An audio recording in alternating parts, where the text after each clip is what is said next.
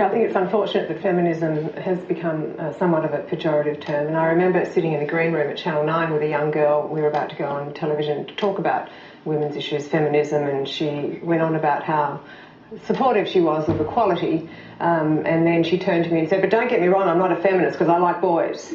And I think it's really interesting that in the younger generation there is this sense that feminism is still quite anti-male. I think there needs to be a whole re-education, if you like, of young girls and older women actually about what feminism is. I think there is a back to basics.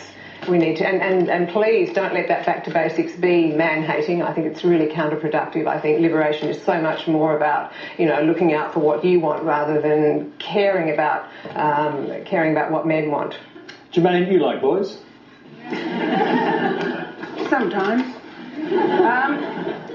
I think it's important to point out that we haven't even got there yet.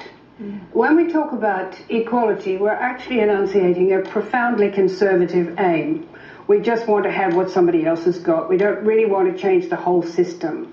Now, it's important that we do that stuff, that we go and fight in the army, and then we discover what armies do and how they make soldiers crazy, and we try to work out if there's any way forward using that particular paradigm, accepting the existing world as it's set up. So we join all the male organisations, we sit on the boards of companies that make all kinds of nasty things that hurt people, without ever finding a moment where we can say, actually, can we just stop doing all of this and do something different?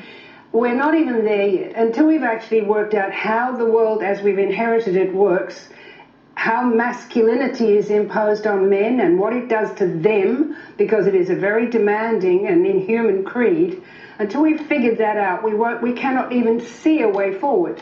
But the way forward is there, and it's young women like you who are going to find it. I'm afraid. Thank you very much.